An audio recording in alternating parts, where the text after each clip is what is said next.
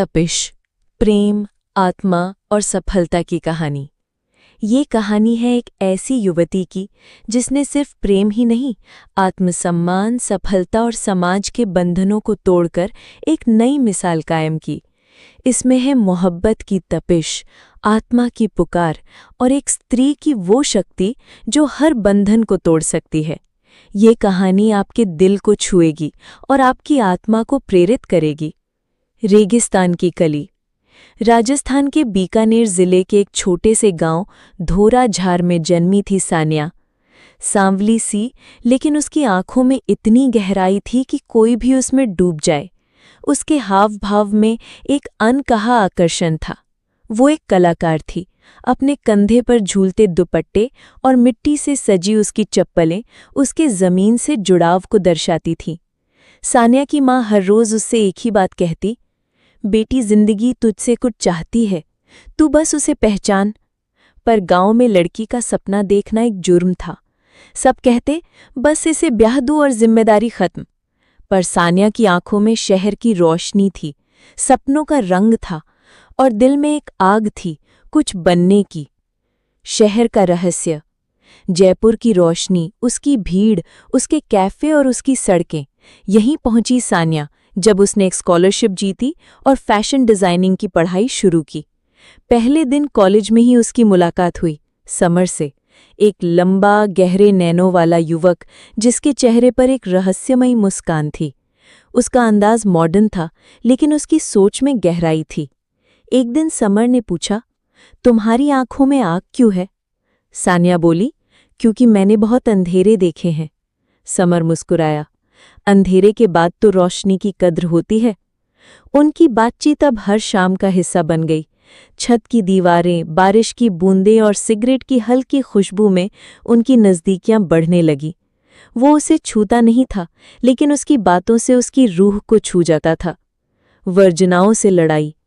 College में एक बड़ा डिज़ाइन कॉम्पिटिशन था।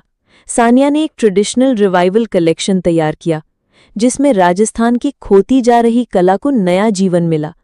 पर उसी दिन उसके गांव से फोन आया, उसकी माँ बीमार थी। उसने 2 रातें जागकर कलेक्शन तैयार किया और फिर ट्रेन पकड़ ली गांव के लिए। वहां माँ की देखभाल करते हुए उसने अपने डिज़ाइन का वीडियो बनाया और समर को भेजा। अगर मेरा यकीन हो तो इसे भेज दो। समर ने भेजा। प्रतियोगिता में वो जीत गई। उसके डिज़ाइन सोशल मीडिया पर वायरल हो गए। लोग कहने लगे, ये लड़की आग है। प्यार की तपिश। एक शाम समर और सान्या कॉलेज की छत पर बैठे थे। हवा में ठंडक थी, लेकिन उनके बीच गर्मी थी। समर ने कहा, मैं तुम्हें चाहता हूं सान्या, पर तुम सिर्फ मेरी प्रेमिका नहीं बनना चाहती ना? सान्या ने उसकी ओर देखा।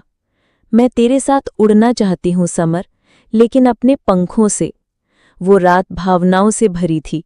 समर ने उसकी हथेलियां थामी और पहली बार उसके होंठों पर अपने होंठ रखे, बहुत धीमे, बहुत प्यार से। उस चुंबन में कोई वासना नहीं, सिर्फ समर्पण था। सफलता का सभर। कॉलेज खत्म हुआ। समर लंदन चला गया MBA करने और सान्या ने जयपुर में अपनी फैशन लाइन रेगिस्तान की रानी शुरू की। YouTube, Instagram और फैशन ब्लॉग्स पर उसका काम वायरल हो गया। उसका ब्रांड अब सिर्फ कपड़े नहीं, एक विचार था कि हर महिला को अपनी पहचान खुद गढ़नी चाहिए। उसने कई लड़कियों को अपने साथ जोड़ा जो कभी सिलाई सीखती थी, अब डिज़ाइनर थी। पुनर्मिलन। 3 साल बाद जयपुर के एक फैशन शो में समर लौटा। स्टेज पर सान्या अपने नए कलेक्शन के साथ थी। समर पहली पंक्ति में बैठा था। उसकी आंखें नम थीं। शो के बाद दोनों बैकस्टेज में मिले। समर ने कहा, अब तुम मेरी प्रेरणा हो, प्रेमिका नहीं। सान्या मुस्कुराई, प्रेम कभी सिर्फ नाम का नहीं होता, वो आत्मा से जुड़ता है। मैं अब सिर्फ तुम्हारी नहीं, इस समाज की शक्ति बन चुकी हूं। नई शुरुआत। सान्या और समर ने मिलकर एक ट्रस्ट खोला, तपिश।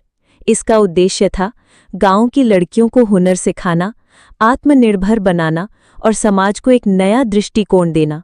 उन्होंने न सिर्फ प्रेम किया, बल्कि उसे सार्थक भी बनाया। उनका रिश्ता अब सिर्फ 2 दिलों के बीच नहीं, समाज के लिए प्रेरणा बन चुका था। सीख।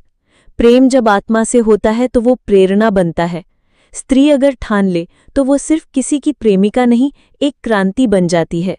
ये कहानी उस आग की है जो एक स्त्री के भीतर जलती है और दुनिया को रोशन कर देती है।